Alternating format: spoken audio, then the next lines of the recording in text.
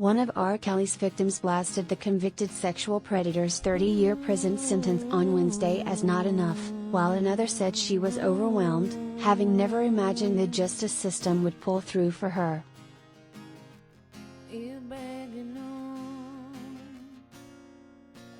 Attorneys for Kelly, 55, said they plan to appeal the punishment handed down in Brooklyn federal court for preying on multiple women and underage girls over decades. She was my girlfriend. I personally don't think it's enough, but I'm pleased with it, said accuser Lizzette Martinez.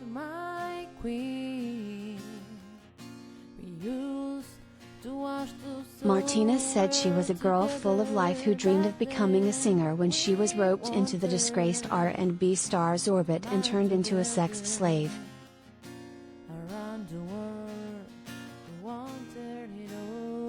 Yovanti Cunningham, who first met Kelly at age 14, said his abuse spanned 30 years and 30 years is what he got.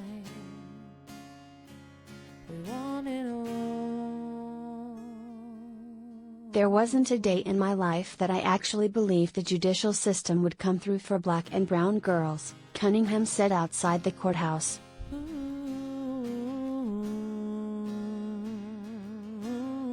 She said she absolutely cried when the sentence came down and that she felt overwhelmed.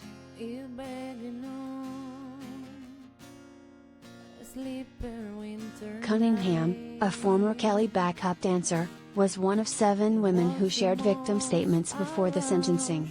She told the court that Kelly grew in wickedness with each new victim and appeared to take pleasure in humiliating her.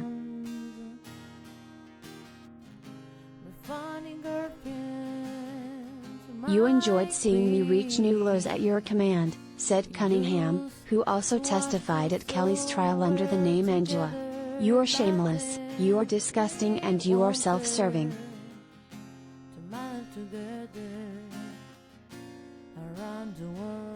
Kelly, wearing tan prison garb, black-rimmed glasses and a face mask, briefly looked up at Cunningham as she said, "We are no longer the preyed-upon individuals we once were." Kelly then looked down.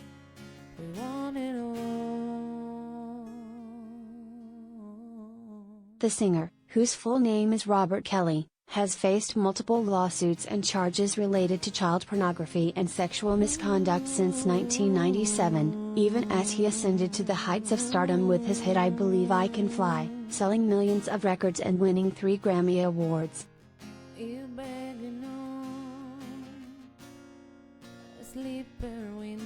Disturbing testimony during the trial outlined how Kelly gave several accusers herpes after he didn't tell anyone he had an STD. He also shot incriminating videos, including one that showed a victim smearing feces on her face as punishment for breaking his rules.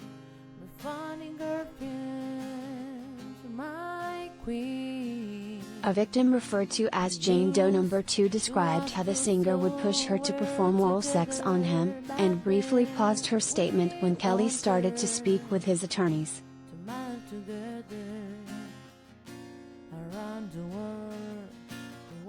"I'm sorry, I don't want to interrupt his conversation," she said and raised her hand.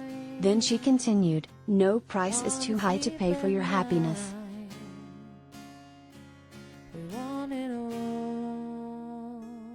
Breon Peace, U.S. Attorney for the Eastern District of New York, said after the sentencing that the voices of the victims, mostly black and brown women and children, were heard and believed more than 3 decades after the first accusations surfaced.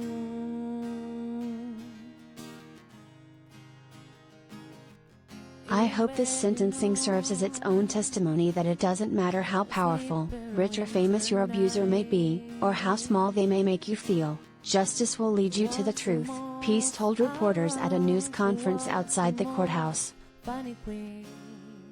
She was my girlfriend.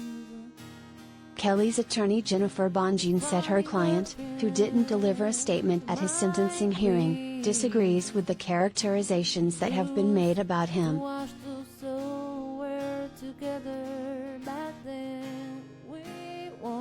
"Obviously, he is devastated," said Bonjean, who also recently represented actor Bill Cosby in a civil sexual abuse case.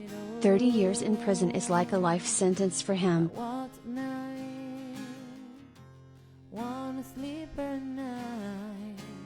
The singer, who she had argued was effectively illiterate and suffered abuse as a child, needed some clarification after the sentencing, she said.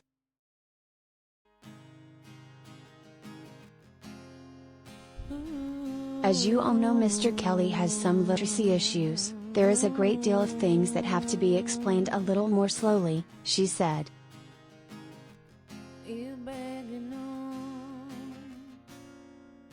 Kelly would be 85 when he gets out of prison, and still facing child pornography and obstruction of justice charges in Chicago, with a trial set to begin August 15. He is also charged with engaging in prostitution with a minor in Minnesota.